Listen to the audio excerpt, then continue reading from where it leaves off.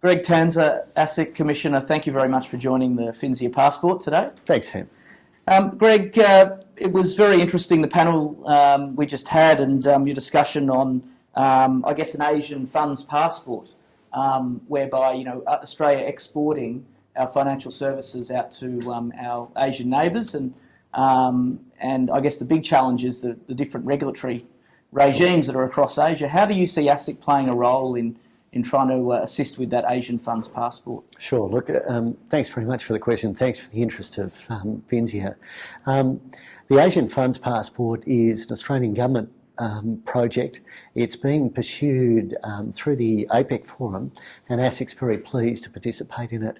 The basic concept is to try to come up with an agreement amongst members of APEC, which would agree to, if you like, provide a passport with respect to a type of managed fund that meets specific criteria. And the idea of that passport would be that that fund could then be offered to investors in participating jurisdictions without necessarily meeting all or some of the local regulatory requirements. So ASIC's very pleased to participate in this initiative. We see from an Australian perspective that the Australian funds management industry, with its level of development and sophistication, can be an active player in Asia, and certainly a more active player than it is now. Within Asia, it offers opportunity to export expertise, but it also offers the opportunity to Australian fund managers to access a broader market and a very quickly growing market throughout different parts of Asia. Greg, we had an event here in Sydney and Melbourne on FOFA. Sure. Earlier in the year with ASIC. Yes. And I think 500 people came to the Sydney event and 350 in Melbourne. There was enormous interest. Good business opportunity for Finsia. It certainly was. And I just wanted to ask you, now that it's bedded down, how's ASIC felt about how FOFA has, I guess, been embraced? Sure. Look, the FOFA reforms, the Future of Financial Advice reforms, we regard as very important. We have consistently been concerned about the overall quality of financial advice that Australian investors have been receiving over many years.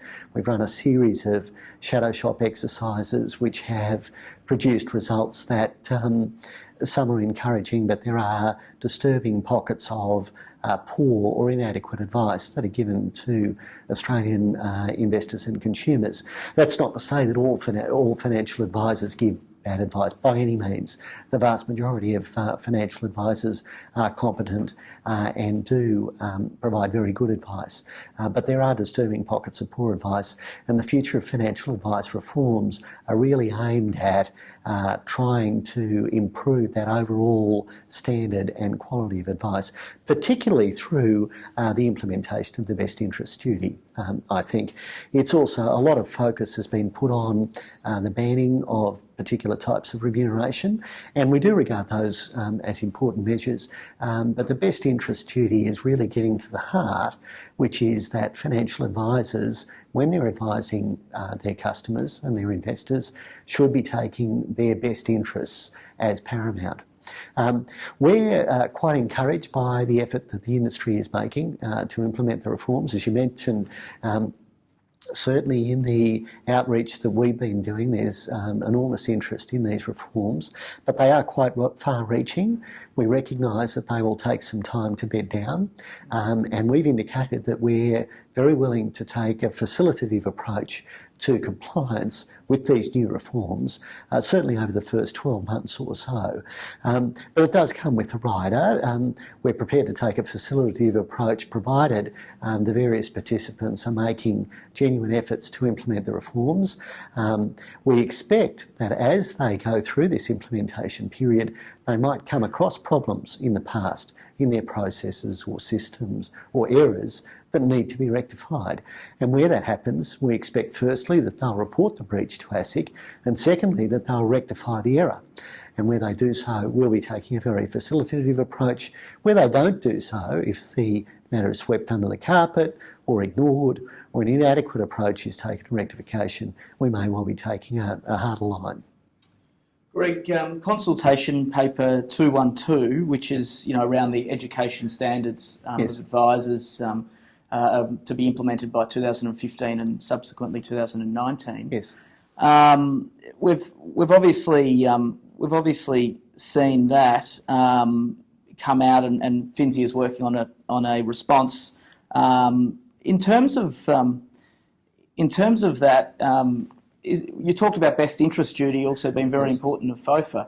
How do we have a wider framework for things like ethics? And obviously you said, most advisors are perfectly competent in their ability to give advice and have the knowledge around that, and they give appropriate advice to clients. But is there an issue that we've got to tackle around an ethics framework in the industry? Look, I think there is. I think that the consultation paper that you've referred to, and I do hasten to add that it is a consultation paper, it's about proposals, is aimed at raising standards, training standards and competency standards in the industry as, if you like, as the base level, the entry requirements.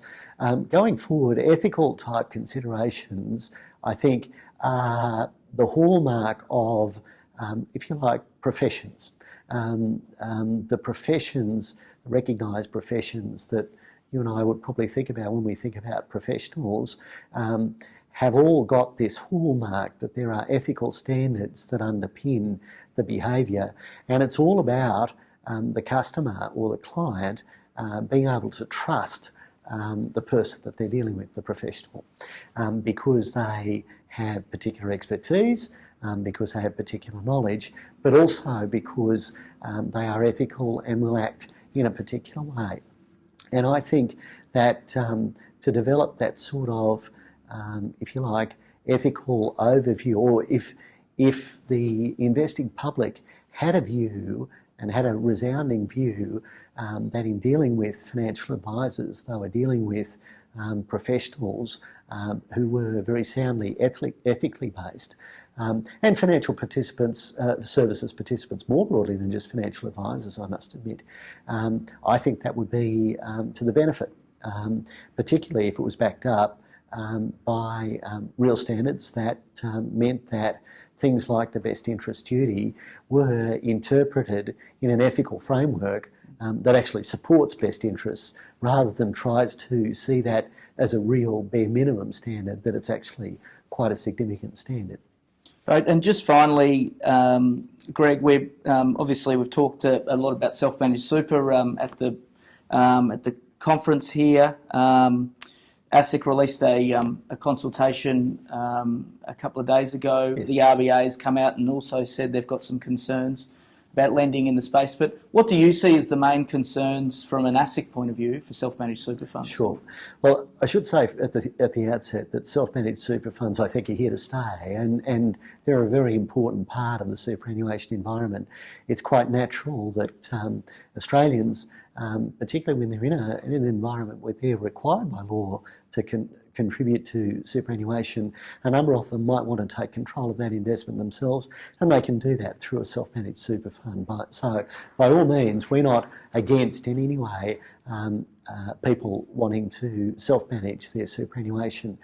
Our concern is to make sure that self-managed superannuation funds are not established by people who really don't know what they're getting into, or for whom it's not suitable. That the people don't have the time or the resources or the expertise, or frankly the interest to properly manage their own super. And that's why we put out the consultation paper that we did earlier this week. It includes some specific proposals about disclosure requirements that should be given to a person who's considering setting up a self-managed super fund, like the fact that they're not entitled to access to the statutory last resort compensation scheme in the event of a loss caused by theft or fraud, as they are if they stay in an APRA-regulated fund, or like the fact that they need to have an investment strategy and they need to be aware of all of the costs and audit requirements of running a self-managed super fund. The other part of that consultation paper is to focus on costs. Now, costs are not the only factor involved in setting up a self-managed super fund, but they are a factor that many people say that they get into a self-managed super fund so as to reduce their cost. And so we've been very keen to put out a well-considered research paper that just sets out the facts about how much a self-managed super fund costs to set up and operate, and how much a typical APRA-regulated fund costs you as a superannuation investor. Where do you see that tipping point? Well, the paper talks about if you have a balance of under $100,000 on a pure cost basis, a self-managed super fund is not competitive with an APRA-regulated fund. Now, there are cheaper APRA-regulated funds and there are more expensive APRA-regulated funds. So over $100,000, depending on how much of the administration, how much of the investment strategy, how much of the reporting you want to do yourself, because that reduces your cost, but it increases your time commitment, then it may be competitive up to a balance of $500,000 against the more expensive APRA-regulated funds.